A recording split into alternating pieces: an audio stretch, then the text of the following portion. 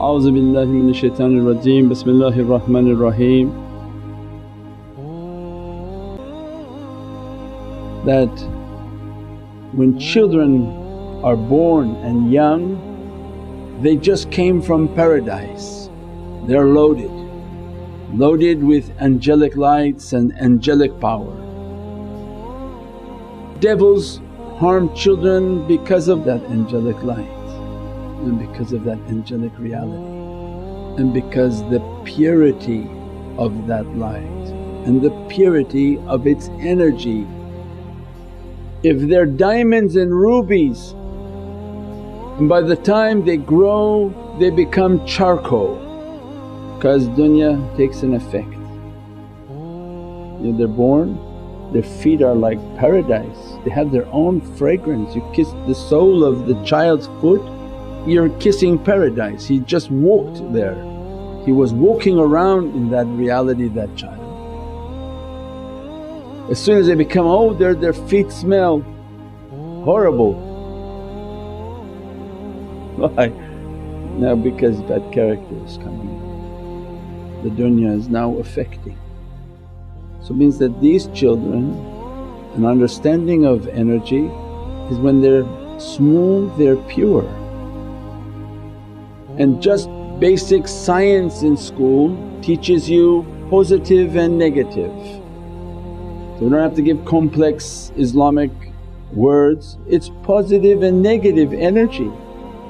Every time in our life think that who's the positive, more positive, and who's the negative, and where will the negative energy go in your science class? Negative always attaches itself to a positive charge, and anything with a positive charge it collects negative charges because another positive charge it repels it. Positive and positive they don't come, positive and positive they don't come, right? So two shaykhs they don't sit in the same area, they repel each other.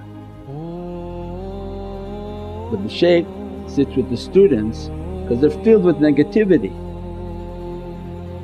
and keep pulling, they're pulling their negativity, throwing their negativity, virtual, physical, whatever, into that reality of awliyaullah, not me. They have immense power. So it means this energy of positivity it attracts negativity. So when children are born and children are young and every guest comes over to kiss that child, they're going to make them to be sick.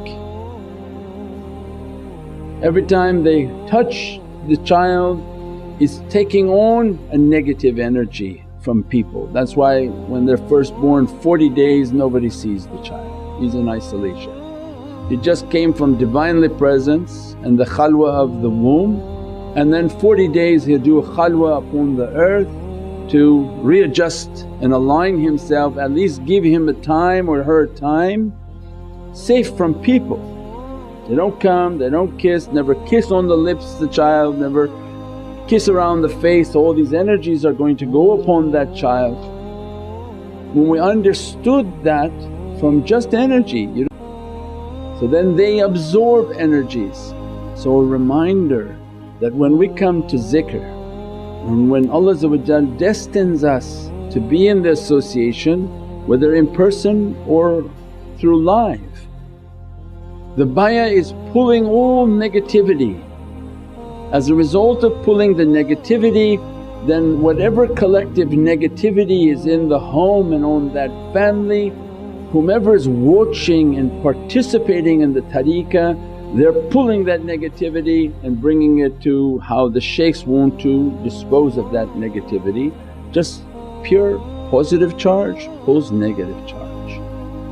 So when you join the tariqahs, when you join the associations, when you're following the shaykh, real shaykh, all these burdens are being pulled from you and you find your children to become healthier because they're not now carrying the burdens in your home. Because in the home they're the most positive charge, they're pure, they're mazloom, they've done nothing wrong. If you're not in the association, many times they're carrying the burdens, and that's why people have many children who are sick, because they go out and do whatever they want and their sickness comes into the home and their halaqah is just what they have of their home, and their burdens are being thrown onto the children. As they grow older, then each one is throwing the burden upon themselves. So we begin to train in understanding positive and negative charge. So when I'm with the shaykh and with the tariqah, they're pulling my waste and garbage. So they're garbage collectors, they're pulling it, disposing of it through how they've been trained and taking that burden. So when Allah's warning, don't break it to the detriment of your own soul, because now you're going to carry your burden. Break it, say, I'm not going to attend, I'm not going to sit with them, I'm not going to watch, no problem. But be careful that now you're bringing that energy and it's just staying in your home, just staying and rotating around the home. And as a result it begin to go to whom is the most innocent within that home, and that becomes the children. They begin to get sick, they begin to carry these burdens that were being thrown out before are now just washing around that household. And that's why you see the people who broke away from tariqah have many difficulties, so that they learn that don't break the lifeline. When they get older that's something different, then testing becomes and everyone has their own grave. Each child has his own grave when he's 17, 18 years old. You can't force anybody to live a life that you wanted to live. That's something different, they choose whatever Allah has written for their destiny. But we're talking about the children whom we are in custody of as minors. That negativity begins to dress upon them when we make these choices. So at just one level Allah is describing that how much difficulty been taken from people, how many lights are dressing upon people. When you cut that charge and cut that connection, now that negativity swirls around in your own environment, and the first to be affected by that difficulty are the children.